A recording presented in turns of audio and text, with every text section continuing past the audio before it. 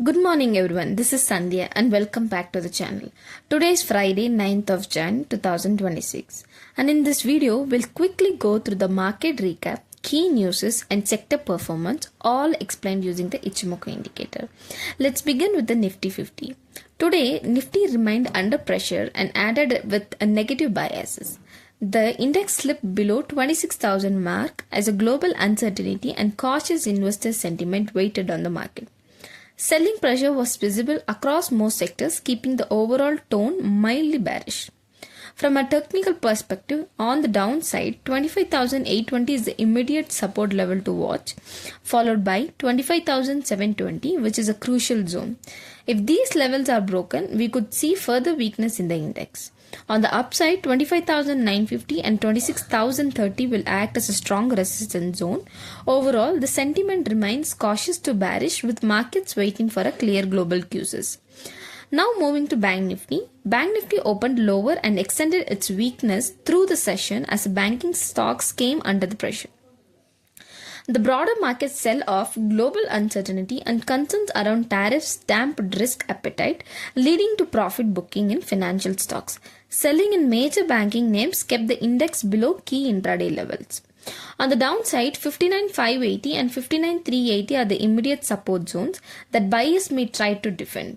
On the upside, resistance is placed at 59,890, 60,110 and 60,300 level. A sustained move above these levels would bring short covering, but until then, the trend in Bank Nifty remains cautious to mildly bearish. Now let's talk about a topic that has been making headlines. The buzz around a possible 500% tariff linked to the US trade policy under President Donald Trump. This discussion is based on the proposed bipartisan bill called as Sanctioning Russia Act of 2025.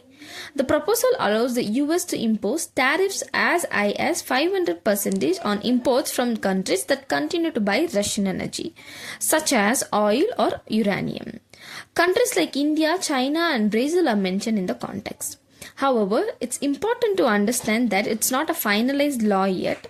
It is still a proposal that must pass for both houses of Congress and be signed before becoming enforceable. So as of now, it remains a policy risk, not an implemented rule. If such a tariff were to become a law, the impact could be severe. A 500% tariff would make exports from affected countries extremely expensive in the US market.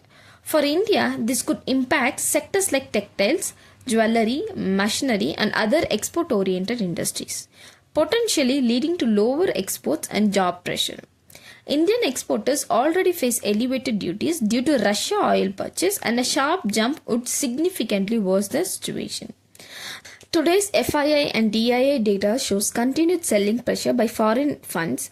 On the 8th January, FIIs were net sellers in the cash segment, offloading around 3,367 crore worth of equities. But on the other hand, domestic institutional investors stepped in as a buyers, with DII showing as a net purchase of about 3,701 crore. This kind of flow suggests that while global funds remain cautious and are reducing their exposure, DI are still supporting the market and observing the selling. Such domestic demand often helps stabilize the market even when foreign outflows are persistent. Let's quickly look at the sector performance today. The IT sector showed relative strength despite overall market weakness. Rupee depreciation and expectations of stable US demand supported selective buying in stocks like HCL Tech and Infosys.